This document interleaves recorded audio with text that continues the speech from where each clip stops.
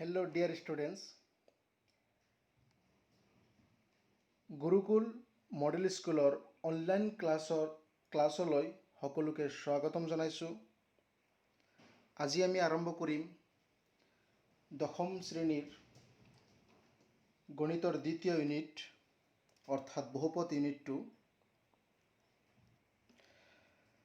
আমি বহুপদ ইউনিটটো অৰ্থাৎ পলিনোমিয়েলছ এই ইউনিটটো জনাৰ আগতে বা আৰম্ভ কৰাৰ আগতে মই কেইটামান ইম্পৰ্টেণ্ট কথা তোমালোকৰ কাৰণে ক'ব খুজিছোঁ। তাৰ প্ৰথমটো হৈছে যে আমি কেনেকৈ মেথামেটিক্স পঢ়িব লাগে। আমি কেনেকৈ মেথামেটিক্স এটা অধ্যয়ন কৰিব লাগে যাতে আমি মেথামেটিক্সত ফুল মাৰ্কৰ এনচাৰ কৰিব পাৰোঁ এক্সামত। চোৱা, মানুহ এজন জন্ম হৈয়ে টেলেণ্টেড হৈ জন্ম নলয়। মানুহ এজন নিজৰ কৰ্মৰ জৰিয়তে, নিজৰ কামৰ জৰিয়তে মানুহে নিজৰ টেলেণ্ট শ্ব' কৰিব পাৰে। গতিকে আমি জানো সকলো মানুহৰ সমানেই টেলেণ্ট থাকে, ব্ৰেইন ভগৱানে সমানে বনাই পঠাই দিছে সকলো মানুহৰ। কিন্তু আমি কেৱল আমাৰ পাৰ্থক্যটো হৈছে কি যে মই যদি এক ধৰণে মোৰ টেলেণ্ট ব্যৱহাৰ কৰিছোঁ তো অন্যজনে কি বেলেগ ধৰণে টেলেণ্ট ইউজ কৰিছে। গতিকে যাৰ যাৰ যিটো টেলেণ্ট অৰ্থাৎ কৰ্ম, সেই কৰ্মৰ ওপৰত ভিত্তি কৰি তাৰ ফল সেই পাইছে। গতিকে আমি মেথামেটিক্স ছাবজেক্টটো আমি কেনেকৈ ষ্টাডি কৰিব লাগিব সেইটো আগতে জানি লোৱাটো ভাল। নহ'লে আমি এনেই মেথামেটিক্স পঢ়ি লাভ নহ'ব। কাৰণ আমি যদি মেথামেটিক্স পঢ়াৰ ধৰণটো আমি নাজানো যে কেনেকৈ আমি মেথামেটিক্স এটা ষ্টাৰ্ট কৰিব লাগে, কেনেকৈ ইউনিট এটা ষ্টাৰ্ট কৰিব লাগে, সেইখিনি আমিতো যদি প্ৰথমতে নাজানো তেতিয়াহ'লে আমাৰ মেথামেটিক্স বুজাত বহুত অসুবিধা হয়। আমি পিছত নিজকে ভাবোঁ যে মই মেথামেটিক্সত একেবাৰে কেঁচা। একচুৱেলি কেঁচা পকা এনেকুৱা একো নাই। সি মেথামেটিক্স বেছি জানে, মই কম জানো, সেনেকুৱা একো নাই। বাছ সি আগতে অলপ মনোযোগটো বেছি দিছিল, মই মনোযোগটো বেছি দিয়া নাছিলোঁ। পাৰ্থক্য এইখিনি। আৰু সি যেনেকৈ পঢ়িছিল মই সেনেকৈ পঢ়া নাছিলোঁ। সি যেনেকুৱা ধৰণে পঢ়িছিল মই সেনেকুৱা ধৰণে পঢ়া নাছিলোঁ। তাৰ কাৰণে আজি মোৰ এনেকুৱা দুৰৱস্থা। সেইকাৰণে মই মেথামেটিক্স ইমান টান পাওঁ। একচুৱেলি মেথামেটিক্স ইমান টান নহয়। তুমি কোনোদিন ক্লাছ নকৰাকৈ, বেলেগৰ ক্লাছ নকৰাকৈ বা কাৰোবাৰ হেল্প নোলোৱাকৈয়ে তুমি ভাল ৰিজাল্ট কৰিব পাৰিবা যদি তুমি কেইটামান ৰুল ফ'ল' কৰিব পাৰা। তাৰ প্ৰথমটো হৈছে যেতিয়াই তুমি মেথামেটিক্সৰ এটা ইউনিট ষ্টাৰ্ট কৰিবা তেতিয়াই তাৰ সেই ইউনিটটোৰ যিটো নাম, তাৰ মিনিংটো আগতে তুমি জানিবৰ কাৰণে চেষ্টা কৰিবা। দ্বিতীয়তে, যেতিয়া তুমি ইউনিটটোৰ মিনিংটো প্ৰথমতে জানি ল'লা যে এইটো ইউনিটত আমি কি কি বস্তু শিকিম, তাৰপিছতে তুমি কি এক্সাৰচাইজত যোৱাৰ আগতে ইউনিটৰ যিখিনি কনচেপ্ট দিয়া আছে, বেছিক যিখিনি থিয়ৰী দিয়া আছে, আমাক বুজাবৰ কাৰণে যিখিনি চেষ্টা কৰি আছে, যিসকলে মেথামেটিক্স ছাবজেক্টটো লিখিছে, বহু ডাঙৰ ডাঙৰ মেথামেটিচিয়ানে আমাৰ মেথামেটিক্সবোৰ লিখে। ভাৰতবৰ্ষৰ বিভিন্ন ইউনিভাৰ্চিটি, বিশ্ববিদ্যালয়, ডাঙৰ ডাঙৰ অনুষ্ঠানৰ প্ৰফেচাৰ, চাইণ্টিষ্ট, সেইসকলে আমাৰ এই মেথামেটিক্স ছাবজেক্টটো লিখিছে। গতিকে সেইসকলে আমাক কি ক'ব খুজিছে তাৰ পৰা প্ৰথমতে আমি এক্সাৰচাইজ ষ্টাৰ্ট কৰাৰ আগতে আমি সেই যিখিনি থিয়ৰী কনচেপ্ট আমি সেইখিনি প্ৰথমতে আয়ত্ত কৰি ল'ব লাগে। ভালকৈ যদি আমি আয়ত্ত কৰিব পাৰোঁ, আমি যদি কনচেপ্ট ক্লিয়াৰ কৰিব পাৰোঁ তেতিয়াহ'লে আমাৰ মেথামেটিক্স ইমান টান নহ'ব। তাৰ পিছৰ ষ্টেপটো হৈছে কি যে এক্সাৰচাইজ ষ্টাৰ্ট কৰাৰ আগতে আমাৰ সেই যিখিনি থিয়ৰীৰ লগত যিখিনি এক্সাম্পল দিয়া থাকে আমি সেই এক্সাম্পলখিনিও আমি চাব লাগে। আৰু মেথামেটিক্স পঢ়াৰ সময়তে আমাৰ যিটো কনচেনট্ৰেশ্যন, আমাৰ যিটো মনোযোগ, সেই মনোযোগটো আমি কি কৰিব লাগে, বেলেগ ছাবজেক্টতকৈ আমাৰ মনোযোগটো অলপ বেছি দিব লাগে। আমি আমাৰ যিখিনি ছাৰাউণ্ডিং, গোটেই ছাৰাউণ্ডিং, আমাৰ ফ্ৰেণ্ড, আমাৰ WhatsApp, Instagram, TikTok, snack video' ইত্যাদি ইত্যাদি যি ছ'চিয়েল মিডিয়া, ইণ্টাৰনেট, সেইখিনিক আমি সেই সময়খিনিত পাহৰি যাব লাগে। গতিকে মই তোমালোকক এইখিনি ক'ব খুজিছোঁ যে আমি যেতিয়াই মেথামেটিক্স পঢ়িম, আমি এইখিনি বস্তু দূৰত ৰাখি মেথামেটিক্সটো ষ্টাৰ্ট কৰিম। ঠিক আছে? এতিয়া আহা আমি ইউনিটটো আৰম্ভ কৰোঁ। গতিকে আমাৰ এই দ্বিতীয় ইউনিটটোত বহুপদ, দ্বিতীয় ইউনিটটোৰ নামটো হৈছে বহুপদ, টাইটেলটো হৈছে বহুপদ। ইংলিছত পলিনমিয়েলছ বুলি কোৱা হয়। ইংলিছত এইটোক পলিনমিয়েলছ বুলি কোৱা হয়। গতিকে মই আৰু অলপ আগুৱাই যোৱাৰ আগতে এই বহুপদ শব্দটোৰ মিনিংটো আগতে জানিবৰ কাৰণে চেষ্টা কৰিম। তাৰপিছত আমি ডিটেইলছ বহুপদৰ বিষয়ে জানিম। গতিকে বহুপদ শব্দটো যেতিয়া তুমি চাবা, শব্দটোত দুটা বেলেগ বেলেগ শব্দ লগ লাগি আছে। প্ৰথম শব্দটো হৈছে কি? বহু। আমি যদি ইংলিছত কওঁ, এইটো হ'ব কি? মেনি। আৰু দ্বিতীয় যিটো শব্দ, সেইটো হৈছে পদ। ইংলিছত ইয়াক টাৰ্মছ বা পাৰ্টছ বুলি ক'ব পাৰোঁ। এইখিনি বস্তুত কাৰো একো ডাউট থাকিব নালাগে, কাৰণ মই এইখিনিৰ মিনিং সকলোৱে জানে। বহু মিনছ বহুত। বহু শব্দৰ অৰ্থ হৈছে বহু মানে এটাতকৈ বেছি, এটা বা এটাতকৈ বেছি আমি বহু বুলি ক'ব পাৰোঁ। আকৌ পদ শব্দটো, এইখিনিৰ মিনিং আমি এতিয়ালৈকে ধৰি লোৱা আমি কোনেও নাজানো। গতিকে আমি পদ শব্দৰ অৰ্থ যদি আমি জানিব পাৰোঁ, তেনেহ'লে আমি বহুপদ শব্দৰ মিনিংটো আমি ভালদৰে জানিব পাৰিম। গতিকে আহা আমি এতিয়া প্ৰথমতে বহুপদৰ বিষয়ে ডিটেইলছ জনাৰ আগতে আমি পদ যিটো শব্দ, পদ কি বস্তু, সেইটো আগতে ভালদৰে জানি লওঁ।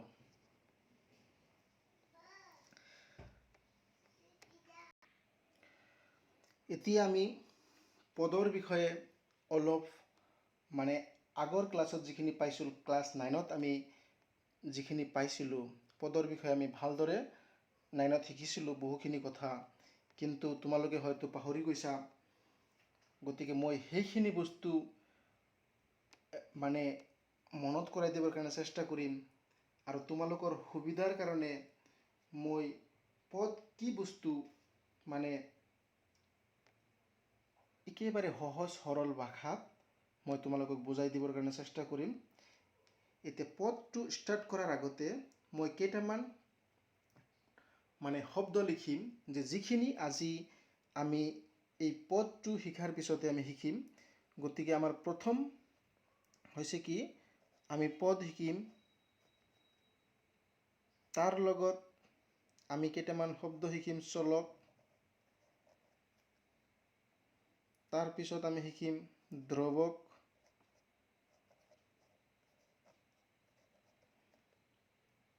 তাৰপিছত আমি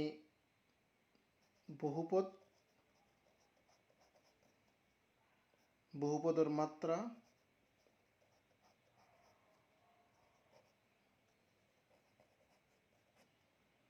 তাৰপিছত বহুপদৰ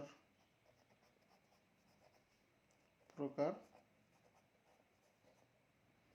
আমি এইখিনি বেছিক বস্তু আমি আজি শিকিম। গতিকে মই প্ৰথমতে পদ শব্দটো মানে বুজাবৰ চেষ্টা কৰিম। তোমালোকে অলপমান মনোযোগ দিলে বস্তুখিনি ক্লিয়াৰ বুজি পাবা যে পদ কি হয়। এতিয়া পদখিনি যদি আমি ভালদৰে আয়ত্ত কৰি ল'ব পাৰোঁ, পদখিনি যদি আমি ভালদৰে বুজি ল'ব পাৰোঁ, তেতিয়াহ'লে আমাৰ বহুপদ ইমান টান নালাগিব। বহুপদ কি বস্তু আমি একেবাৰে মানে আমাৰ ক্লিয়াৰ হৈ যাব তাৰমানে। ঠিক আছে? এতিয়া চোৱা, পদ কি বস্তু হয়। পদ হৈছে দুটা বস্তুৰ পূৰণফল। এতিয়া সেই দুটা বস্তু কি হয়? যে পদ হৈছে দুটা বস্তুৰ পূৰণফল মই পূৰণফল হিচাপে লিখিছোঁ ইয়াতে এটা বস্তু লিখিম আৰু ইয়াতে এটা বস্তু লিখিম এতিয়া সেই বস্তু দুটা কি হয় যে প্ৰথম বস্তুটো হৈছে যে আমাৰ প্ৰথম বস্তুটো হৈছে কি এইটো আৰু এইটো যে প্ৰথমটো হৈছে কি যে যিকোনো এটা বাস্তৱ সংখ্যা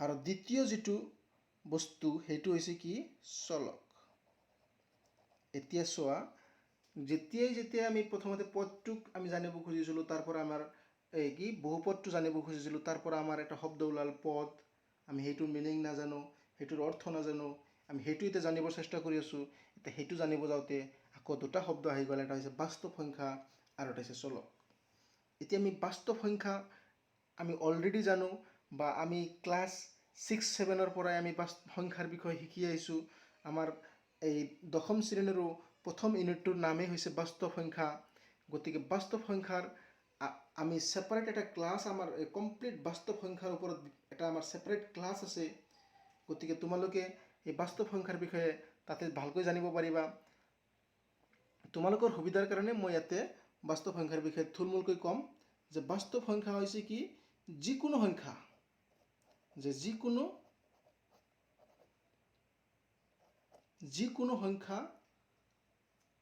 যিকোনো সংখ্যা আমি যিবোৰ এতিয়ালৈকে ব্যৱহাৰ কৰি আহিছো যে বাস্তৱ সংখ্যা হৈছে যিকোনো সংখ্যা আমি এতিয়ালৈকে যিবোৰ ব্যৱহাৰ কৰি আহিছো ঠিক আছে যেনেকৈ 0 1 2 3 4 ডটৰ এইবিলাক বাস্তৱ সংখ্যা হেনেকৈ -1 -2 -3 -4 ডটৰ এইবোৰ বাস্তৱ সংখ্যা এইখিনিও বাস্তৱ সংখ্যা 0 1 2 3 4 এইবোৰ বাস্তৱ সংখ্যা -1 -2 -3 -4 এইবোৰ বাস্তৱ সংখ্যা হেনেকৈ 1/2 3/4 এনেকুৱা ধৰণৰ যিমানবোৰ ভগ্নাংশ আমি এতিয়ালৈকে পাইছো সেই সকলোবোৰ আমাৰ কি বাস্তৱ সংখ্যা হেনেকৈ 0.5 0.666 মানে যিমানবোৰ দশমিক সংখ্যা সেইবোৰ বাস্তৱ সংখ্যা তাৰ বাহিৰে আমি যিমানবোৰ সংখ্যা এতিয়ালৈকে আমি পাইছো যেনেকৈ পাই এইবোৰ আমাৰ কি একোটা বাস্তৱ সংখ্যা ঠিক আছে যিমানবোৰ দশমিক সংখ্যা আমি এতিয়ালৈকে পাইছো সকলোবোৰ দশমিক সংখ্যা একোটা কি বাস্তৱ সংখ্যা গতিকে আমি এতিয়ালৈকে পোৱা সকলোবোৰ সংখ্যাই আমাৰ কি বাস্তৱ সংখ্যা ঠিক আছে গতিকে আমাৰ পদ এটাৰ প্ৰথম ভাগটো কি আছিল যে যিকোনো এটা বাস্তৱ সংখ্যা পদ এটাৰ প্ৰথম ভাগটো আমাৰ আছিল কি যে যিকোনো এটা বাস্তৱ সংখ্যা আৰু দ্বিতীয় ভাগটো হৈছে কি চলক এটা আমি চলক কি হয় হেখিনিও নাজানো চলকক ইংলিছত আমাৰ কি বুলি কয় ভেৰিয়েবল বুলি কয় ভেৰিয়েবল মানে যিটোৰ মান পৰিৱৰ্তন হয় চলক হৈছে কি যে যিটো মানে যিটোৰ মান সময়ৰ লগে লগে বা এক ঠাইৰ পৰা বেলেগ ঠাইত তাৰ মান হলনি হৈ থাকে বা পৰিৱৰ্তন হৈ থাকে হেনেকুৱা ধৰণৰ মানকে আমি কি বুলি কম চলক বুলি কম ঠিক আছে চলক মানে হৈছে যে যিবোৰৰ মান সময়ৰ লগে লগে বা বেলেগ বেলেগ ঠাইত বেলেগ বেলেগ মানে মান হ'ব পাৰে ভ্যালু হ'ব পাৰে সেইবোৰকে আমি কি বুলি কওঁ চলক বুলি কওঁ এটা চলক আৰু বাস্তৱ সংখ্যাৰ মাজত পাৰ্থক্যটো কি আমি যদি উদাহৰণ লওঁ আমি যদি বাস্তৱ সংখ্যা আৰু চলকৰ উদাহৰণ লওঁ তেনেহলে কেনেকৈ লিখিব লাগিব এবাৰ চাই লোৱা যে এইটো এটা বাস্তৱ সংখ্যা 1 এটা বাস্তৱ সংখ্যা 0 এটা বাস্তৱ সংখ্যা 2 এটা বাস্তৱ সংখ্যা -1 এটা বাস্তৱ সংখ্যা -5 এটা বাস্তৱ সংখ্যা 1/5 এটা বাস্তৱ সংখ্যা 3/4 এটা বাস্তৱ সংখ্যা গতিকে এই যেটো বাস্তৱ সংখ্যাৰ মান আমি আজি 1ৰ যিটো মান কালি 1ৰ মানো সেইটোৱেই থাকিব। 1000 বছৰ পিছতো 1ৰ মান সেই 1এই থাকিব, সেইটো আৰু কেতিয়াও 2 নহয়। ঠিক সেনেকৈ আমাৰ ইয়াতে যদি এই 1ৰ বা 5ৰ যিটো মান, আমেৰিকাতো সেই 5ৰ একেই মান থাকিব। মানে বাস্তৱ সংখ্যা বা এটা সংখ্যা সি সদায় একেই থাকে, তাৰ মান কেতিয়াও কি নহয়, সলনি নহয়। কিন্তু চলক এটা কি হয়, চলকক আমি এক্স ৱাই জেড আমি এনেকৈ লিখিব পাৰোঁ। চলক এটাক আমি কেনেকৈ লিখিব পাৰোঁ, যে এক্স ৱাই জেড এনেকুৱা ধৰণৰ মানে আখৰেৰে লিখিব পাৰোঁ। আমি যদি উদাহৰণ চাওঁ, যে মানুহ এজনৰ বয়স এতিয়া যিমান, 1 ছেকেণ্ড পিছত মানুহজনৰ বয়স অলপ হ'লেও বেছি হ'ব। কালি মানুহজনৰ বয়স একদিন বেছি হৈ যাব। সেনেকৈ 1 বছৰ পিছত মানুহজনৰ বয়স 1 বছৰ বেছি হৈ যাব। গতিকে বয়স যিটো শব্দ, সেইটো এটা চলক হয়। মানে বয়সৰ মান সময়ৰ লগে লগে পৰিৱৰ্তন হৈ আছে। ঠিক আছে? গতিকে বয়স এটা চলক। সেনেকৈ মানুহৰ ওজন, সেইটো এটা কি হয়, চলক হ'ব পাৰে। এতিয়া মানুহ এজনৰ ওজন যিমান, 5 মিনিট পিছত মানুহ এজনৰ ওজন বেলেগ হৈ যাব পাৰে। কাৰণ সি খোৱা খাদ্যখিনিৰ কাৰণেও হ'ব পাৰে, নহ'লে তাৰ বেমাৰ আজাৰ হ'লেও তাৰ ওজন কমি যাব পাৰে, বা খাদ্যখিনি খালে বেছি হৈ যাব পাৰে, বা এক্সাৰচাইজ কৰিলে তাৰ ওজন কম বেছি হ'ব পাৰে। হয়নে নাই? গতিকে মানুহ এজনৰ ওজন আমাৰ কি হয়, চলক হ'ব পাৰে। অৰ্থাৎ যিবোৰ বস্তুৰ মান সময়ৰ লগে লগে পৰিৱৰ্তন হৈ থাকে, সেইবোৰকে আমি চলক বুলি ক'ম। সেনেকৈ টেম্পাৰেচাৰ, অসমীয়াত ক'লে উষ্ণতা বুলি ক'ম। উষ্ণতাও কি হয়, সময়ৰ লগে লগে আমাৰ পৰিৱৰ্তন হৈ থাকে। গতিকে উষ্ণতাও এটা কি হয়, চলক হয়। এইখিনিলৈকে ক্লিয়াৰ? যে বাস্তৱ সংখ্যা আৰু চলক আমি ডিফাৰেঞ্চটো কি পালোঁ, যে বাস্তৱ সংখ্যাৰ মান সদায় একেই থাকে, তাৰ কেতিয়াও মানৰ পৰিৱৰ্তন নহয়। আৰু কিন্তু চলকৰ মান সময়ৰ লগে লগে বা ঠাই বিশেষে তাৰ মান কি হয়, পৰিৱৰ্তন হৈ থাকে।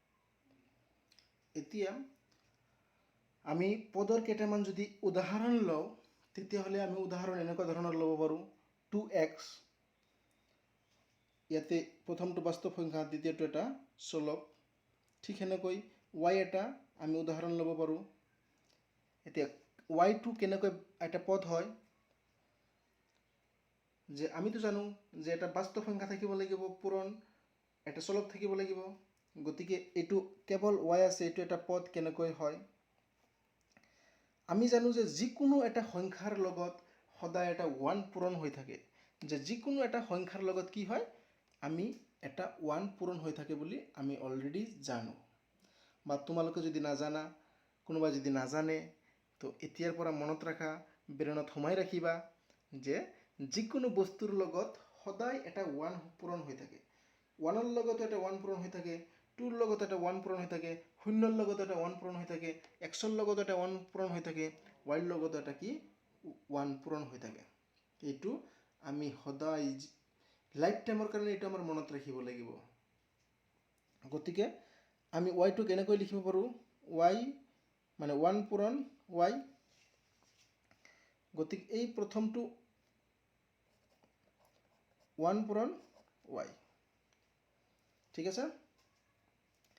গতিকে এইটো প্ৰথমটো বাস্তৱ সংখ্যা, দ্বিতীয়টো আমাৰ কি, চলক। ঠিক সেনেকৈ বাস্তৱ সংখ্যা, চলক, বাস্তৱ সংখ্যা, চলক, বাস্তৱ সংখ্যা, চলক, বাস্তৱ সংখ্যা, চলক। পাই এটা বাস্তৱ সংখ্যা, x⁴ এটা চলক। সেনেকৈ √2 এটা বাস্তৱ সংখ্যা, x³ এটা চলক। সেনেকৈ কেৱল x এইটো এটা মানে পদ হয়। এই গোটেইকেইটা পদ হয়।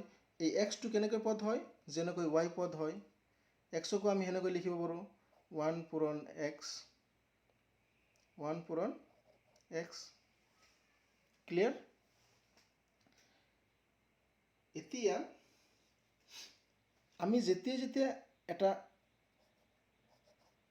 এটা পদ লিখিম, তাতে দুটা দুটা কি পাম, দুটা বস্তু পাম আৰু তাৰ মাজত এটা পূৰণ চিন থাকিব। এতিয়া প্ৰথম যিটো বাস্তৱ সংখ্যা সেইটোক এই চলকটোৰ কি বুলি কোৱা হ'ব, সহগ বুলি কোৱা হ'ব। এইটো মনত ৰাখিবা, সহগ কাক কয়। আমি পিছত বাৰ বাৰ এই শব্দটো আমি পাম, আমাৰ এইটো ইউনিটতে বাৰ বাৰ আমি এই সহগ শব্দটো পাম। গতিকে এইটো মনত ৰাখিব লাগিব যে সহগ কাক কয়। ঠিক আছে। গতিকে সহগ হৈছে কি, যে আমাৰ পদ এটাত থকা যিটো চলকৰ লগত যিটো বাস্তৱ সংখ্যা পূৰণফল হিচাপে থাকে সেইখিনিকে আমাৰ কি বুলি কোৱা হ'ব, সহগ বুলি কোৱা হ'ব। ঠিক সেনেকৈ এইটো এক্সাম্পলত চোৱা, এই এক্স কিউবৰ সহগ হৈছে √2। ঠিক সেনেকৈ এক্স স্কুৱাৰৰ সহগ হৈছে 5, জেডৰ সহগ হৈছে 2, ৱাইৰ সহগ হৈছে 1, একো নাই মানে 1। ঠিক আছে, এই যে লিখি দিছিলোঁ, এইটো এটা পদ, এই পদৰ এক্সৰ সহগ হৈছে 2। গতিকে সহগ আমি গম পালোঁ। এতিয়া আৰু এটা টাৰ্ম আমি শিকিব লাগিব মানে পদৰ ক্ষেত্ৰত, সেইটো হৈছে কি, মই আৰু এটা উদাহৰণ লৈছোঁ, 5x²। এই পদটো চোৱা, ইয়াতে আমাৰ এইটো সহগ হয়, এইটো আমি অলৰেডি গম পাইছোঁ যে 5টো সহগ হয়। এতিয়া ওপৰত যিটো এক্সৰ মানে চলকৰ যিটো ওপৰত আছে সেইটো কি হয়, সেইখিনি আমি জানিব লাগিব। যে চলক এটাৰ মানে ওপৰত যিটো থাকিব সেইটো হ'ব আমাৰ কি, সেইটোক ঘাত বুলি কোৱা হয়। কি ঘাত, ইংলিছত পাৱাৰ বুলি কয়। কি পাৱাৰ। ঠিক আছে। গতিকে আমি পদ এটাত কি পালোঁ, যে পদ এটা যিকোনো দুটা বস্তুৰ পূৰণফল, য'ত প্ৰথমটো হৈছে এটা বাস্তৱ সংখ্যা আৰু দ্বিতীয়টো হৈছে এটা চলক। আমি বাস্তৱ সংখ্যাৰ বিষয়ে আমাৰ ধাৰণা আহিছে আৰু চলকৰ বিষয়ে আমাৰ অলপ ধাৰণা আহিছে। এতিয়া আমি জানিলোঁ যে সহগ কি বস্তু হয় আৰু ঘাত কি বস্তু হয়। যে ঘাত হৈছে কি, যে চলকৰ যিটো ওপৰত থাকিব পাৱাৰ, সেইটোকে আমি ঘাত বুলি কওঁ। এই ঘাতটো মনত ৰাখিবা, পদৰ ক্ষেত্ৰত পদ এটাত এই ঘাতটো কি সংখ্যা হ'ব পাৰে। সেইটো হৈছে কি, এই ঘাতটো সদায় পূৰ্ণ সংখ্যা হ'ব লাগিব। সদায় কি হ'ব লাগিব, পূৰ্ণ সংখ্যা। পূৰ্ণ সংখ্যা হ'ব লাগিব। এতিয়া কিছুমানে হয়তো পূৰ্ণ সংখ্যা কি সেইটো নাজানে, গতিকে সেইসকলৰ কাৰণে কৈ দিছোঁ যে পূৰ্ণ সংখ্যা হৈছে যে 0ৰ পৰা ষ্টাৰ্ট হ'ব, 1, 2, 3, যিবোৰ সংখ্যা গুণিব পাৰি, মানে গণনা কৰিব পাৰি। 0ক ধৰি, মানে 0, 1, 2, 3 এনেকুৱা গোটা নাম্বাৰ, যিবিলাক সংখ্যা আমি গণনাৰ কাৰণে ইউজ কৰোঁ। 0 আৰু গণনাৰ কাৰণে যিখিনি সংখ্যা ইউজ কৰা হয়, এই গোটেইখিনিক আমি পূৰ্ণ সংখ্যা বুলি কওঁ। গতিকে 0, 1, 2, 3, 4 ... গতিকে এইবোৰ হৈছে আমাৰ পূৰ্ণ সংখ্যা। ঠিক আছে। গতিকে পদ এটাত থকা চলকৰ ঘাত সদায় কি হ'ব লাগিব, পূৰ্ণ সংখ্যা হ'ব লাগিব। এই পূৰ্ণ সংখ্যাৰ বাহিৰে যদি বেলেগ সংখ্যা হয়, যেনেকৈ নিগেটিভ সংখ্যা এটা হ'ব নোৱাৰিব। গতিকে নিগেটিভ এটা সংখ্যা যদি হয় ঘাতটো যদি নিগেটিভ হয়, তেতিয়াহ'লে সেইটো পদ নহয়। ক্লিয়াৰ। গতিকে এতিয়া আমি জানিম যে কোনবোৰ পদ নহয়, গতিকে x⁻⁻1 এইটো কি নহয়, এইটো এটা পদ নহয়। x⁻⁻1 এইটো পদ নহয়। 1/x এইটো কি নহয়, পদ নহয়। ঠিক সেনেকৈ √x মানে কি হয়, এইটোক আমি লিখিব পাৰোঁ x⁻1/2 মানে হাফ। গতিকে যদি পাৱাৰ আমাৰ ভগ্নাংশ হয় বা পাৱাৰ যদি মাইনাছ হয়, তেতিয়াহ'লে আমাৰ কি, সেইবোৰ পদ হ'ব নোৱাৰে। এইটো চোৱা, সহগ আমাৰ যিকোনো সংখ্যা হ'ব পাৰে। কিন্তু ঘাত আমাৰ যিকোনো সংখ্যা হ'ব নোৱাৰে। ঘাত হ'বৰ কাৰণে হ'লে কেৱল পূৰ্ণ সংখ্যাহে হ'ব লাগিব। ক্লিয়াৰ? গতিকে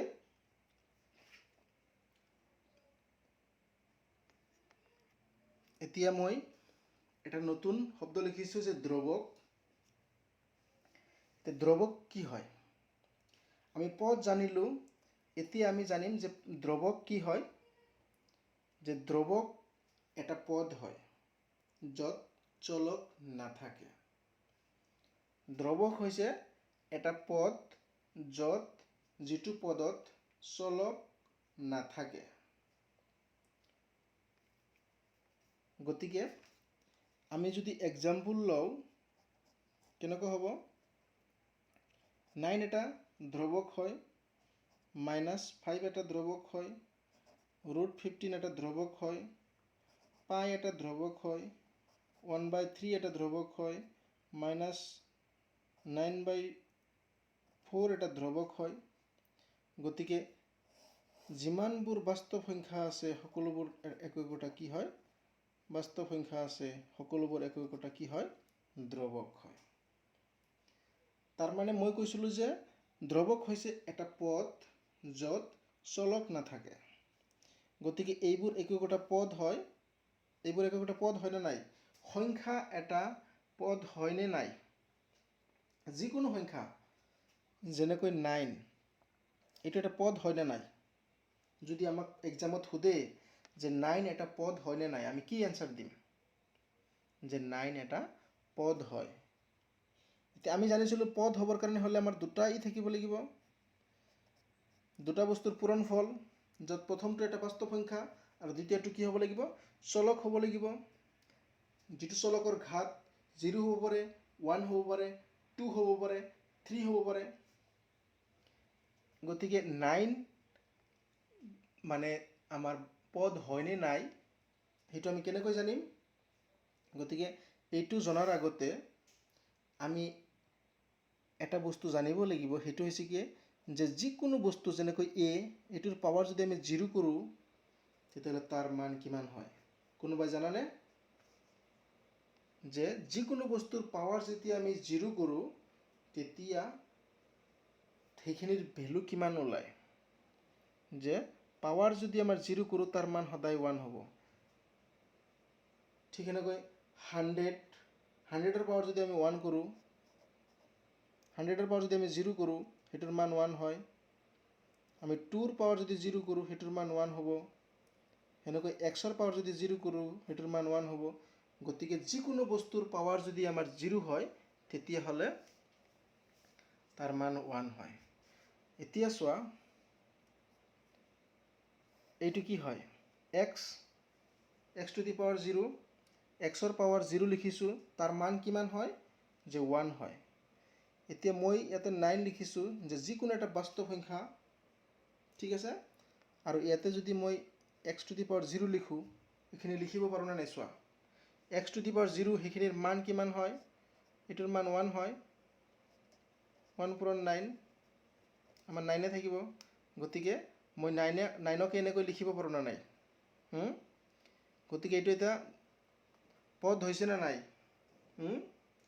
যে পদ, যে যিকোনো এটা বাস্তৱ সংখ্যাও এটা কি হয়?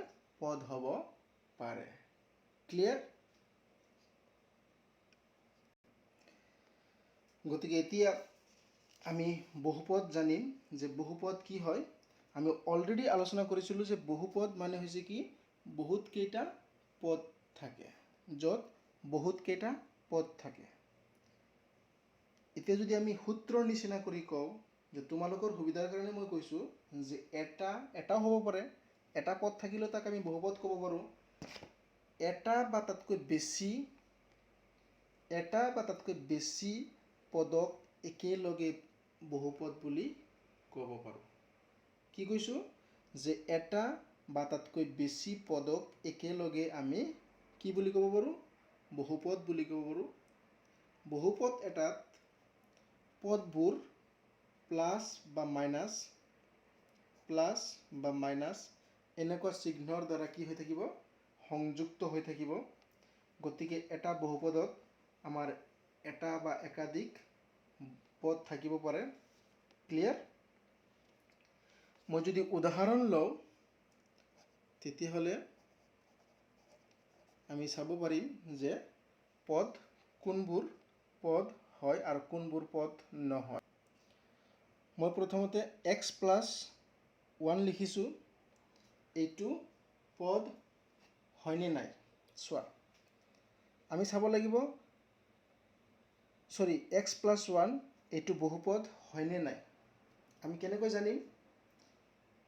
আমি জানিব লাগিব যে বহুপদ এটাত থকা গোটেইকেইটা মানে ভাগ, এটা যিকেইটা ভাগ থাকিব, যিকেইটা থাকিব প্লাছ বা মাইনাছ চিহ্নৰ দ্বাৰা সংযুক্ত হৈ থাকিব, সেই গোটেইখিনি পাৰ্ট মানে ছেপাৰেট পাৰ্ট একোটা পদ হ'ব লাগিব। এইটো এটা পদ হ'ব লাগিব, এইটো এটা কি হ'ব লাগিব? পদ হ'ব লাগিব।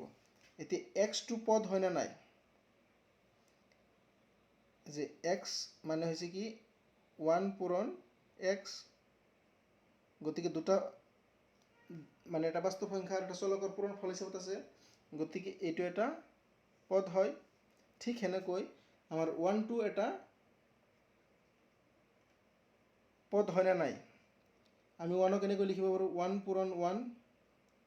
এতিয়া আমি জানো যে যিকোনো এটা চলকৰ ঘাত যেতিয়া 0 হ'ব তেতিয়া আমি সেইখিনিক 1 বুলি ক'ব পাৰোঁ। গতিকে আমি 1ৰ ঠাইত আমি এইটো লিখিব পাৰোঁ। গতিকে এটা বাস্তৱ সংখ্যা আৰু এটা চলক হৈছে, গতিকে যিকোনো সংখ্যা এটাও কি হয়? আমাৰ পদ হয়। এইখিনি আমি অলৰেডি জানিছোঁ, অলপ আগত শিকিছোঁ। গতিকে এইটো এটা পদ হয়। ঠিক আছে? আমি আৰু এটা উদাহৰণ লৈছোঁ, x² + 2x + 5। এইটো এটা বহুপদ হয়, কাৰণ ইয়াৰ প্ৰথমটো এটা পদ হয়, দ্বিতীয়টো এটা পদ হয়, তৃতীয়টো এটা পদ হয়।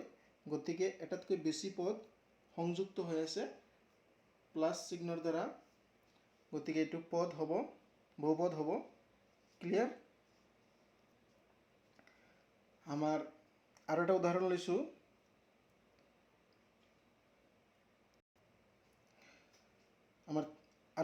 লৈছোঁ, যে ইয়াতে চোৱা, এইটো এটা পদ হয়, এইখিনি এটা পদ হয়, এইটো এটা পদ হয়, এইটো এটা পদ হয়। গতিকে 4টা পদ আমাৰ সংযুক্ত হৈ আছে প্লাছ আৰু মাইনাছ চিহ্নৰ দ্বাৰা, গতিকে এইটো এটা বহুপদ হ'ব। এতিয়া আমি পদ যেতিয়া শিকিছিলোঁ তাতে এটা কণ্ডিশ্যন শিকিছিলোঁ যে কিছুমান মানে ৰাশি আমাৰ কি নহয়? পদ নহয়। এতিয়া সেনেকুৱা ধৰণৰ ৰাশি যদি আমাৰ বহুপদ এটাত থাকে, তেতিয়াহ'লে সেই বহুপদটো আমাৰ কি নহ'ব? পদ নহ'ব। গতিকে এতিয়া আমি জানিম যে কোনবোৰ বহুপদ নহয়। গতিকে তাৰ যদি আমি উদাহৰণ চাওঁ যে বহুপদ নহয়, কোনবোৰ বহুপদ নহয়?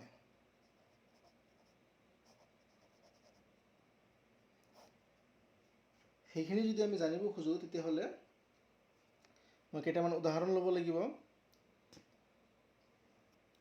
তাৰ প্ৰথম উদাহৰণটো হৈছে যে √x + 5। কি? প্ৰথম উদাহৰণটো লৈছোঁ যে √x + 5। ইয়াতে লক্ষ্য কৰা, আমাৰ যিটো √x, এইখিনি এটা পদ নহয়। এইটো পদ হয়, কিন্তু প্ৰথমটো আমাৰ কি নহয়? পদ নহয়। গতিকে এইটো আমাৰ কি নহ'ব? এই গোটেইখিনি আমাৰ কি নহ'ব? বহুপদ নহ'ব। ক্লিয়াৰ? কাৰণ বহুপদ এটাত কেৱল পদহে থাকিব পাৰে। যদি পদৰ বাহিৰে বেলেগ ৰাশি থাকে, তেতিয়াহ'লে যিবোৰ পদ নহয়, যে বহুপদ এটাত থকা ৰাশি এটা যদি পদ নহয়, তেতিয়াহ'লে আমাৰ সেই গোটেইখিনি বহুপদ নহ'ব। মই আৰু এটা উদাহৰণ লৈছোঁ, x⁴ (1/3 - 9). ইয়াতে চোৱা, ইয়াতে xৰ ঘাত কিমান হৈছে? 1/3। আমি জানো যে চলকৰ ঘাত, যে পদ এটাত থকা চলকৰ ঘাত কেতিয়াও পূৰ্ণ সংখ্যাৰ বাহিৰে বেলেগ সংখ্যা হ'ব নোৱাৰে। কেৱল 0, 1, 2, 3, 4 এইবোৰহে হ'ব পাৰে। বাকী ভগ্নাংশ বা দশমিক সংখ্যা বা মাইনাছ সংখ্যা সেইবোৰ আমাৰ কি হ'ব নোৱাৰে?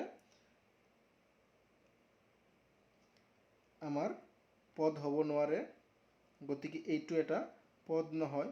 9টো পদ হয়, কিন্তু এইটো পদ নোহোৱাৰ কাৰণে আমাৰ গোটেইখিনি কি নহ'ব, বহুপদ নহ'ব। ঠিক আছে। এতিয়া আৰু দুটা উদাহৰণ লৈছোঁ। প্ৰথমটো হৈছে 1/x² + x + 1।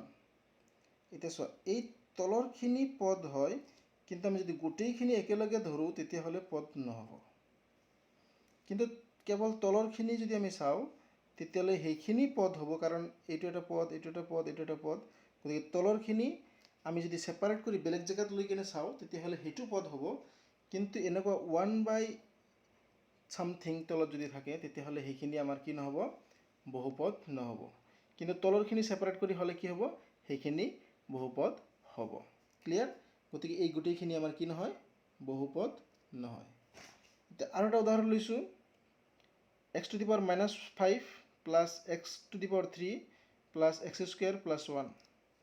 ইয়াতে x³ এটা পদ হয়, x² এটা পদ হয়, +1 এটা পদ হয়, কিন্তু এইখিনি এটা পদ নহয়, কাৰণ এইটোত ঘাত কিমান আছে, -5। কাৰণ আমি জানো যে ঘাত নিগেটিভ হ'ব নোৱাৰে, নিগেটিভ হ'লে সেইটো পদ নহয়। গতিকে এইটো যিহেতু পদ নহয়, গতিকে এইখিনি আমাৰ এটা বহুপদ নহ'ব। ক্লিয়াৰ? যে কোনবোৰ পদ হ'ব পাৰে আৰু কোনবোৰ পদ বহুপদ নহয়, কোনবোৰ বহুপদ হয় আৰু কোনবোৰ বহুপদ নহয়, আমি এইখিনি ভালকৈ জানিলোঁ। নেক্সট আমি এটা ইম্পৰ্টেণ্ট কনচেপ্ট আমি জানিম, যে বহুপদৰ মাত্ৰা। এতিয়া আমি জানিম যে বহুপদৰ মাত্ৰা কাক কয়, অৰ্থাৎ ডিগ্ৰী অফ পলিনমিয়েলছ। মানে পলিনমিয়েলছ এটা বা বহুপদ এটাৰ ডিগ্ৰী কাক কয়, অৰ্থাৎ মাত্ৰা কাক কয়, আমি সেইখিনি জানিম। আমি অলৰেডি যেতিয়া পদ চাইছিলোঁ, পদবোৰৰ পৰা আমি পদৰ ঘাত বা পাৱাৰ আমি অলৰেডি জানিছোঁ। তাৰপিছত আমি বহুপদ জানিলোঁ। এতিয়া মই এটা উদাহৰণ ল'ম প্ৰথমতে, যে সেই উদাহৰণৰ পৰা আমি চাম যে মাত্ৰা কাক কয়। গতিকে মাত্ৰা ইম্পৰ্টেণ্ট কনচেপ্ট হয়। গতিকে মাত্ৰা আমি ভালদৰে বুজি পালে আমাৰ এইটো ইউনিট একেবাৰে সহজ হৈ পৰিব। মাত্ৰাটো জানিবৰ কাৰণে মই দুটা উদাহৰণ লিখিছোঁ। তোমালোকে ভালদৰে উদাহৰণ দুটা লক্ষ্য কৰা, যে মাত্ৰা কি হয়, আমি ইয়াৰ পৰা ভালকৈ জানিবৰ কাৰণে চেষ্টা কৰিম। প্ৰথম বহুপদটো হৈছে x + 1। যে আমি পদ এটাত থকা ঘাত আমি অলৰেডি জানিছোঁ। ঘাত হৈছে কি, চলকৰ যিটো ওপৰত এটা সংখ্যা থাকে সেইটোক আমি ঘাত বুলি কওঁ। সেই ঘাতটো ক'ৰ পৰা আহে সেইটো মই অলপ পিছত কৈ আছোঁ, যে ঘাত এটা ক'ৰ পৰা আহে। সেইখিনিৰ যদি কোনোবা ডাউট আছে যে ঘাত ক'ৰ পৰা আহিল, সেইখিনি অলপ পিছত ডিছকাশ্যন কৰিম। গতিকে চলক এটাৰ ঘাতখিনি আমি অলৰেডি জানিছোঁ। এইটো চলক হয়। প্ৰথম বহুপদটোত x হৈছে চলক। এই চলকৰ যিটো পাৱাৰ বা ঘাত সেইটো হৈছে কিমান, এইটোত ওপৰত থাকিব, ওপৰত একো নাই। মানে আমি ধৰি ল'ব লাগিব, আমি জানিব লাগিব যে একো নাথাকিলে সেইটো চলকৰ ঘাত কিমান হয়, 1 হয়। সেইখিনি আমাৰ ব্ৰেইনত সোমাই ৰাখিব লাগিব, যে চলকৰ যদি ঘাত বা পাৱাৰ একো লিখা নাথাকে বা একো দিয়া নাথাকে, দেখা নাযায়, তেতিয়াহ'লে এইটো বুজিব লাগিব যে ঘাত 1 হয়। ঠিক আছে? তাৰমানে এইটোত একো লিখা নাই, মানে কি এইটোৰ ঘাত আমাৰ 1 হয়। গতিকে এইটো চলকৰ ঘাত কিমান হয়, 1 হয়। গতিকে এইটো বহুপদত আমাৰ এটাই মাত্ৰ চলক। আমাৰ পদ দুটা, এইটো এটা পদ, এইটো এটা পদ, কিন্তু এইটো পদত আমাৰ চলক নাই, এইটো পদত আমাৰ কি আছে, চলক আছে। এইটো চলকৰ ঘাত আমাৰ কিমান, 1। আৰু দ্বিতীয় উদাহৰণটো চাওঁ। দ্বিতীয় উদাহৰণটো চোৱা। এইটো এটা পদ, এইটো এটা পদ, এইটো এটা পদ, টোটেল 4টা পদ আছে। 4টা পদৰ 3টা পদত আমাৰ কি আছে, চলক আছে। প্ৰথম পদটো যদি আমি চাওঁ, x³ x³ ঘাত কিমান, সেইটো হৈছে 3। সেনেকৈ x স্কুৱেৰৰ ঘাত হৈছে কিমান 2 আৰু x ৰ ঘাত এইটোৰ ঘাত কিমান ঘাত মানে পাৱাৰ প্ৰথম পদটোত আমাৰ ঘাত হৈছে 3 দ্বিতীয় পদটোত ঘাত হৈছে 2 তৃতীয়টোত ঘাত হৈছে 1 গতিকে আমি তিনিটা ঘাত পাইছো এটা হৈছে 3 এটা হৈছে 2 এটা হৈছে 1 এতিয়া আমাৰ এই ঘাতখিনিৰ আটাইতকৈ ডাঙৰ কোনটো সেইটো হৈছে 3 মানে এই পদটোৰ ঘাত হৈছে আটাইতকৈ ডাঙৰ গতিকে সেইটোকে আমি এই গোটেই বহুপদটোৰ কাৰণে কি ক'ম এই গোটেই বহুপদটোৰ মাত্ৰা বুলি ক'ম এই গোটেই বহুপদটোৰ কি ক'ম যে মাত্ৰা আৰু মাত্ৰা কিমান এইটো ক্ষেত্ৰত 3 যে আমাৰ এই ডাঙৰ বহুপদটোৰ মাত্ৰা কিমান 3 আৰু 3 টো কেনেকৈ ওলালো যে আমাৰ প্ৰত্যেকটো পদৰ পৰা আমি মাত্ৰা ওলাইছিলো আৰু আটাইতকৈ ডাঙৰ যেটো মাত্ৰা মানে ঘাত প্ৰত্যেকটো ঘাত মানে বহুপদ প্ৰত্যেকটো পদৰ আমি ঘাত ওলাইছিলো আৰু আটাইতকৈ যেটো ডাঙৰ ঘাত হেতুকে আমি মাত্ৰা বুলি কৈছো গতিকে এইটো ক্ষেত্ৰত কিমান হ'ব এটোত এটাই মাত্ৰ ঘাত আছে গতিকে হেটি আমাৰ আটাইতকৈ ডাঙৰ ঘাত গতিকে আমাৰ এইটো বহুপদৰ ক্ষেত্ৰত আমাৰ মাত্ৰা কিমান হ'ব 1 হ'ব ক্লিয়াৰ গতিকে মাত্ৰা হৈছে কি যে চলক বহুপদ এটাত থকা চলকৰ উচ্চতম যেটো ঘাত যে বহুপদ এটাত থকা চলকৰ উচ্চতম ঘাতটোকে আমি কি বুলি কওঁ মাত্ৰা বুলি কওঁ ঠিক আছে মাত্ৰা হৈছে কি বা ডিগ্ৰী হৈছে কি যে বহুপদ এনেকুৱা ধৰণৰ বহুপদ এটাত থকা যিকেইটা চলক আছিল গোটেইকেইটা চলকৰ আমি মাত্ৰা মানে ঘাত উলিয়াইছিলো ঘাত উলিয়াই আমি চাইছো যে উচ্চতম ঘাত কোনটো ডাঙৰ ঘাত কোনটো হাইয়েষ্ট ঘাত কোন হাইয়েষ্ট পাৱাৰ কোনটো হয় গতিকে সেই হাইয়েষ্ট পাৱাৰটো হ'ব আমাৰ কি বহুপদটোৰ মাত্ৰা মই যদি আৰু এটা উদাহৰণ লওঁ x square minus 3x plus 5 এই বহুপদটোৰ ক্ষেত্ৰত আমাৰ ঘাত কিমান হ'ব মাত্ৰা মানে মাত্ৰা কিমান হ'ব আমি মাত্ৰা ওলাব লাগে আমি চাম প্ৰথমতে এইটোৰ চাম সেকেন্ড এইটোৰ চাম এইটোৰ ক্ষেত্ৰত আমাৰ ঘাত হৈছে 2 এইটোৰ ক্ষেত্ৰত ঘাত হৈছে 1 গতিকে হাইয়েষ্ট ঘাত হৈছে কিমান 2 গতিকে এই বহুপদটোৰ মাত্ৰা কিমান হ'ব 2 ক্লিয়াৰ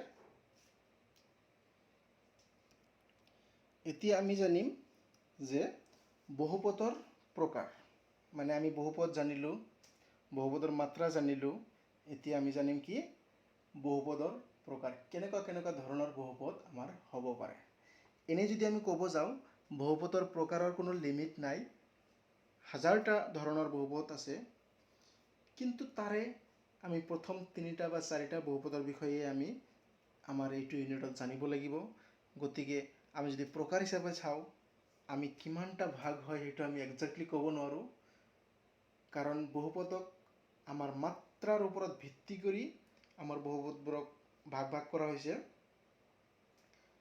কিহৰ ওপৰত ভিত্তি কৰি যে বহুপদ এটাৰ মাত্ৰাৰ ওপৰত ভিত্তি কৰি বহুপদ এটাক বেলেগ ভাগত ভাগ কৰা হৈছে এতিয়া আমি যদি প্ৰথম 3টা বা 4টা বহুপদ মানে বহুপদৰ প্ৰকাৰ যদি জানিব খুজো তাৰ প্ৰথমটো হ'ব কি ৰৈখিক বহুপদ কি ৰৈখিক বহুপদ এটো কি বস্তু আমি ৰৈখিক বহুপদ এটো কি বস্তু জীৱনত এতিয়ালৈকে শুনা নাই গতিকে আহা আমি ৰৈখিক বহুপদটো জানিবৰ চেষ্টা ৰৈখিক প্ৰথম পদটো আমি কি লিখিব পাৰো যে ৰৈখিক প্ৰথম বহুপদটো আমি কি লিখিব পাৰো যে ৰৈখিক বহুপদ তে ৰৈখিক বহুপদটো কি হয় যে যিবোৰ বহুপদৰ মাত্ৰা 1 বাস এইখিনি আৰু একো জানিব নালাগে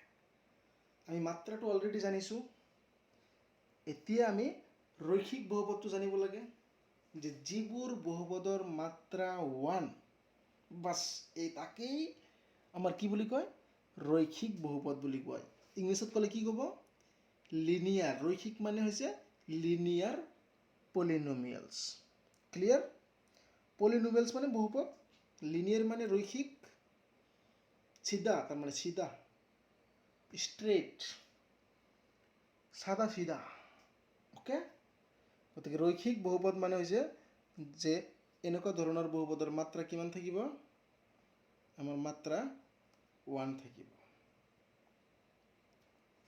চোৱা কেইটামান উদাহৰণ লিখিছোঁ ৰৈখিক বহুপদৰ প্ৰথমটো x + 1 দ্বিতীয়টো 2x - 5 তৃতীয়টো 4x + 3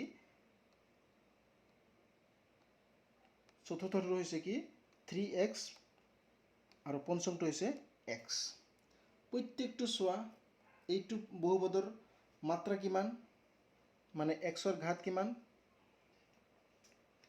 এইটো বহুপদৰ x ৰ ঘাত হৈছে 1 অৰ্থাৎ মাত্ৰা কিমান হ'ব মাত্ৰা 1 এইটোত x ৰ ঘাত 1 এইটোত x ৰ ঘাত 1 এইটোত x ৰ ঘাত 1 এইটোত x ৰ ঘাত 1 প্ৰত্যেকটো চলকৰ মানে সৰ্বোচ্চ ঘাত আমাৰ 1 হয় গতিকে মাত্ৰা 1 হ'ব গোটেইকেইটাৰ এই গোটেইকেইটাৰ ক্ষেত্ৰত আমাৰ কি মাত্ৰা 1 হয় ঠিক আছে গতিকে ৰৈখিক বহুপদ এটাৰ আদৰ্শ ঠাঁচ কেনেকুৱা আদৰ্শ ঠাঁচ মানে হৈছে ষ্টেণ্ডাৰ্ড ফৰ্ম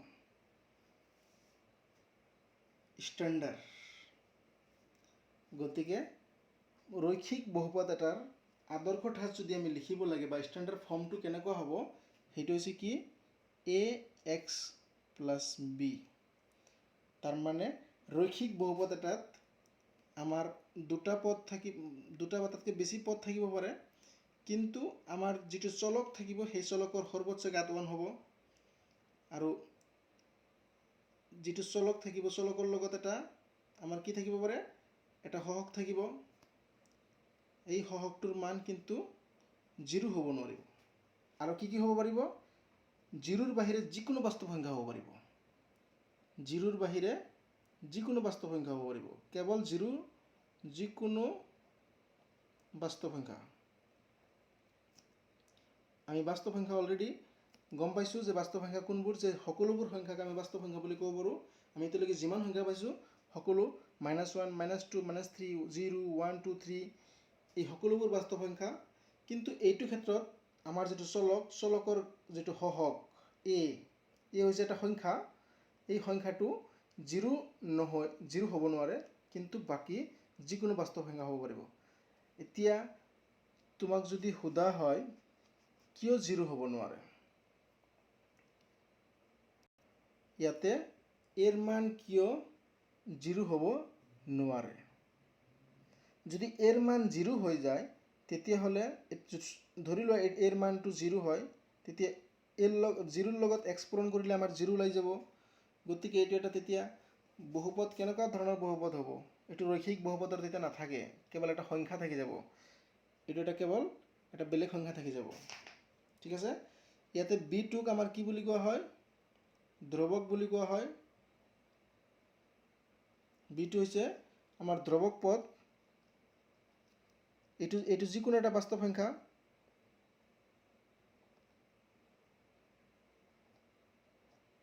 ঠিক আছে গতিকে আমাৰ প্ৰথমটো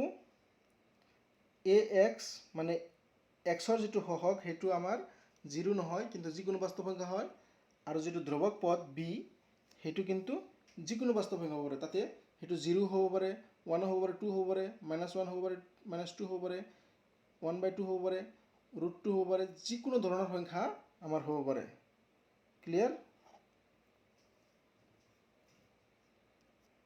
নেক্সট যিটো বহুপদৰ প্ৰকাৰ সেইটো হৈছে কি দ্বিঘাত বহুপদ দ্বিঘাত মানে দুটা ঘাত ঘাত 2 তাৰ মানে দ্বি মানে 2 ঘাত মানে পাৱাৰ গতিকে দ্বিঘাত বহুপদ হৈছে এনেকুৱা এটা বহুপদ যাৰ মাত্ৰা কিমান হয় 2 হয় এইখিনি বাস ক্লিয়াৰ গতিকে মাত্ৰা 3 হ'লে সেইটো দ্বিঘাত নহয়, মাত্ৰা 1 হ'লেও সেইটো দ্বিঘাত নহয়, মাত্ৰা কিমান হ'ব লাগিব 2 হ'ব লাগিব, আৰু 2 হ'লে সেনেকুৱা ধৰণৰ বহুপদক আমি কি বুলি ক'ম দ্বিঘাত বহুপদ বুলি ক'ম। গতিকে মই কেইটামান এক্সাম্পল লিখিছোঁ, তোমালোকে চাই লোৱা। মই কেইটামান উদাহৰণ লিখিছোঁ। প্ৰথম উদাহৰণটো হৈছে কি 2x² + 8x + 4। ছেকেণ্ডটো হৈছে x² - 9। 3 নম্বৰটো হৈছে 4x² + 8x। এতিয়া ভালকৈ লক্ষ্য কৰা আমাৰ এই তিনিটা উদাহৰণত এইটোত সৰ্বোচ্চ ঘাত 2 হয়, গতিকে মাত্ৰা কিমান হ'ব 2 হ'ব। গতিকে মাত্ৰা 2 হ'লে দ্বিঘাত বহুপদ। এনেকৈ এইটোৰ ক্ষেত্ৰতো সৰ্বোচ্চ ঘাত 2, গতিকে মাত্ৰা 2 হ'ব, মাত্ৰা 2 হ'লে দ্বিঘাত। এইটোতো সৰ্বোচ্চ ঘাত 2, গতিকে মাত্ৰা 2, গতিকে মাত্ৰা 2 হ'লে সেইটো আমাৰ দ্বিঘাত বহুপদ। চিম্পল। গতিকে তুমি কমপ্লিকেটেড হ'ব নালাগে, তুমি মানে বেছি চিন্তা কৰিব নালাগে, বাছ আমি মাত্ৰাটো চেক কৰিব লাগে যে সৰ্বোচ্চ ঘাত কোনটো, আৰু সৰ্বোচ্চ ঘাতটো হৈছে মাত্ৰা, আৰু মাত্ৰা যদি 2 হয় তেতিয়াহ'লে এইটো দ্বিঘাত বহুপদ হ'ব। ঠিক আছে। এতিয়া আমি জানিম যে দ্বিঘাত বহুপদৰ আদৰ্শ ঠাঁচ বা ষ্টেণ্ডাৰ্ড ফৰ্মটো কেনেকুৱা, যে এইটো ষ্টেণ্ডাৰ্ড কেনেকৈ আমি লিখিব লাগে। গতিকে এই দ্বিঘাত বহুপদৰ ষ্টেণ্ডাৰ্ড ফৰ্মটো হৈছে কি ax² + bx + c। যিহেতু এইটোৰ সৰ্বোচ্চ ঘাত 2 হয়, গতিকে আমি এইটোক ষ্টাৰ্ট কৰিব লাগিব। আমাৰ এটা পদ থাকিব লাগিব, x² এটা পদ থাকিব লাগিব, আৰু এই x² লগত আমাৰ কিবা যিকোনো এটা কি হ'ব পাৰে, যিকোনো এটা বাস্তৱ সংখ্যা, তাৰ আগতে এটা বাস্তৱ সংখ্যা থাকিব পাৰে সহগ হিচাপত। তাৰপিছত আমাৰ প্লাছ বা মাইনাছ থাকিব, ইয়াতে প্লাছো থাকিব পাৰে, মাইনাছো থাকিব পাৰে। ইয়াতে আমাৰ তাৰপিছতে এটা এক্সৰ পদ থাকিব, আৰু এক্সৰ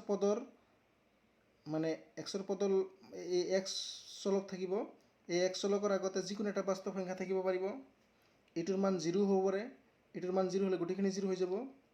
তাৰপিছত আমাৰ কি প্লাছ বা মাইনাছ থাকি ইয়াতে যিকোনো এটা আমাৰ কি হ'ব, যিকোনো এটা সংখ্যা হ'ব পাৰে। ইয়াতে যিকোনো এটা সংখ্যা, ইয়াতে এটা আৰু ইয়াতে এটা। গতিকে এইটো হৈছে আমাৰ কি x² সহগ। এই যিটো এক্সৰ আগত যিটো সংখ্যা থাকিব সেইটো হৈছে এক্সৰ সহগ, আৰু ইয়াতে যিটো সংখ্যা হ'ব সেইটো হৈছে ধ্ৰুৱক পদ। ক্লিয়াৰ। গতিকে যদি আমি ষ্টেণ্ডাৰ্ড ফৰ্ম চাওঁ, এইটো হৈছে x² সহগ, এইটো হৈছে এক্সৰ সহগ, আৰু এইটো হৈছে ধ্ৰুৱক। তাৰমানে দ্বিঘাত বহুপদৰ ষ্টেণ্ডাৰ্ড ফৰ্মটো এনেকুৱা টাইপৰ। আমি এইটো যিকোনো এটা সংখ্যা, ইয়াতে আমি সংখ্যাৰ জেগাত খালি a লিখি দিছোঁ। a মানে হৈছে যিকোনো এটা সংখ্যা, bও সেনেকৈ যিকোনো এটা সংখ্যা বাস্তৱ সংখ্যা, cও যিকোনো এটা বাস্তৱ সংখ্যা। এতিয়া এই তিনিটা ক্ষেত্ৰত এটা কণ্ডিশ্যন আছে যে b আমাৰ যিকোনো বাস্তৱ সংখ্যা, cও আমাৰ যিকোনো বাস্তৱ সংখ্যা, কিন্তু a টো যিকোনো বাস্তৱ সংখ্যা কেৱল 0 হ'ব নোৱাৰে। 0ক বাদ দি যিকোনো বাস্তৱ সংখ্যা হ'ব পাৰে, প্ৰব্লেম নাই। a টো 2 হ'ব পাৰে, 3 হ'ব পাৰে, 1 হ'ব পাৰে, এনেকুৱা যিকোনো সংখ্যা হ'ব পাৰে।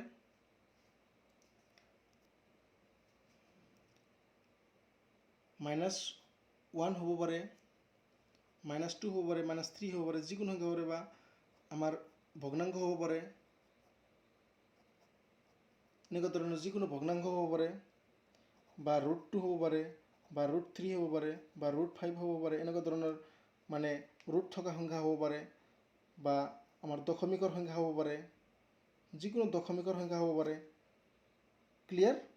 গতিকে এৰ মান কেৱল 0 হ'ব নোৱাৰে, কাৰণ 0 যদি হৈ যায় তেতিয়াহ'লে চোৱা এই পদটো যদি আমাৰ 0 হয়, 0ৰ লগত x² পূৰণ কৰিলে আমাৰ এইখিনি পদ 0 হৈ যাব নে নাই। এইখিনি যদি 0 হৈ যায়, ইয়াতে যদি নাথাকে, তেতিয়াহ'লে চোৱা bx + c থাকিব। এই bx + c এইটো যদি এটা বহুপদ হয়, এই বহুপদটোৰ আমাৰ মাত্ৰা কিমান হ'ব, মাত্ৰা 1 হ'ব। গতিকে এইটো এটা দ্বিঘাত বহুপদ তেতিয়া নাথাকিব আৰু। ক্লিয়াৰ। গতিকে এৰ মান কিয় 0 হ'ব নোৱাৰে সেইটো গম পাইছা যে এৰ মান যদি 0 হয় তেতিয়াহ'লে আমাৰ এক্স স্কুৱাৰৰ এই যেটো পদ সেই পদটো আমাৰ 0 হৈ যাব আৰু 0 হ'লে তেতিয়া এই বহুপদটো আৰু বহুপদ দ্বিঘাত বহুপদ হৈ নাথাকিব এটো ৰৈখিক বহুপদ হৈ যাব ক্লিয়াৰ এতিয়া আমাৰ 3 নম্বৰ প্ৰকাৰটো হৈছে কি যে ত্ৰিঘাত বহুপদ 3 মানে 3 আৰু ঘাত মানে পাৱাৰ অৰ্থাৎ যেটো বহুপদৰ সৰ্বোচ্চ ঘাত 3 অৰ্থাৎ মাত্ৰা 3 সেইটো বহুপদক আমি কি বুলি কম ত্ৰিঘাত বহুপদ বুলি কম গতিকে মাত্ৰা যেটো বহুপদৰ 3 হ'ব সেই বহুপদটোকে আমি ত্ৰিঘাত বহুপদ বুলি কম গতিকে যদি আমি উদাহৰণ চাও আমি যদি কেইটামান উদাহৰণ মই দুটামান উদাহৰণ লৈছো এটোতে বহুপদ এই বহুপদৰ পদবিলাক চেক কৰি চোৱা যে এটোৰ মাত্ৰা 1 এটোৰ মাত্ৰা 2 এটোৰ মাত্ৰা 3 তাৰ মানে সৰ্বোচ্চ ঘাত x ৰ ঘাত 1 ইয়াতে x ৰ ঘাত 2 ইয়াতে x ৰ ঘাত 3 গতিকে সৰ্বোচ্চ ঘাত হৈছে 3 গতিকে এটোৰ মাত্ৰা কিমান হ'ব এই বহুপদটোৰ মাত্ৰা কিমান হ'ব 3 হ'ব গতিকে যেটো বহুপদৰ মাত্ৰা 3 অৰ্থাৎ সৰ্বোচ্চ ঘাত 3 তেনেকুৱা ধৰণৰ বহুপদক ত্ৰিঘাত বহুপদ বুলি কোৱা হয় ক্লিয়াৰ এইটো চোৱা ইয়াতেও আমাৰ সৰ্বোচ্চ ঘাত 3 গতিকে এইটো এটা ত্ৰিঘাত বহুপদ এটোটাও ত্ৰিঘাত বহুপদ ক্লিয়াৰ যে ত্ৰিঘাত বহুপদৰ আদৰ্শ ঠাঁচটো কেনেকুৱা হ'ব গতিকে ত্ৰিঘাত বহুপদৰ ষ্টেণ্ডাৰ্ড ফৰ্ম অৰ্থাৎ আদৰ্শ ঠাঁচটো হ'ব এনেকুৱা টাইপৰ প্ৰথমতে আমাৰ x কিউবৰ এটা পদ থাকিব লাগিব কাৰণ x কিউবৰ পদ যদি নাথাকে এটা ত্ৰিঘাত নহয় তাৰ পিছত আমাৰ x স্কয়াৰৰ এটা পদ থাকিব তাৰ পিছত x ৰ এটা পদ থাকিব তাৰ পিছত এটা দ্ৰৱক সংখ্যা এতে এৰ মান আমাৰ ইয়াতে আগৰ দৰে আমাৰ 0 হ'ব নোৱাৰে কাৰণ এৰ মান 0 হলে এই গুটিখিনি 0 হৈ যাব তেতিয়া আৰু ত্ৰিঘাত বহুপদ নহয় এৰ মান মানে 0 ৰ বাহিৰে যিকোনো বাস্তৱ সংখ্যা হ'ব হেনেকৈ b ৰ মান যিকোনো বাস্তৱ সংখ্যা ইয়াতে 0 হ'ব পাৰে c ৰ মান হেনেকুৱা যিকোনো বাস্তৱ সংখ্যা 0 হ'ব পাৰে d ৰ মান হেনেকৈ যিকোনো বাস্তৱ সংখ্যা 0 হ'ব পাৰে ক্লিয়াৰ আমি হেনেকৈ চতুৰ্ঘাত বহুপদ পঞ্চম ঘাত বহুপদ ষষ্ঠ ঘাত বহুপদ আমি এনেকৈ ক'ব পাৰো যে আমি মাত্ৰাৰ ওপৰত ভিত্তি কৰি আমাৰ বহুপদবোৰক আৰু বহু ভাগত ভাগ কৰিব পাৰো গতিকে আমি ইমান ডিটেইলছ আমি নাযাও কাৰণ আমাৰ ইয়াতে ক্লাস 10 ত আমাৰ লিমিটেড মানে প্ৰকাৰলৈকে আমি অধ্যয়ন কৰিম গতিকে আমি ইমান ডিটেইলছ জানিব নালাগে আমি জাস্ট ইয়াৰ পিছত কিছু যদি বহুপদৰ পাৱাৰ আমি চাও যে 5 সৰ্বোচ্চ ঘাত যদি 5 হয় তেতিয়ালে আমি গম পাম যে এটো এটা পঞ্চম ঘাত বহুপদ পঞ্চঘাত বহুপদ ক্লিয়াৰ হেনে যদি 4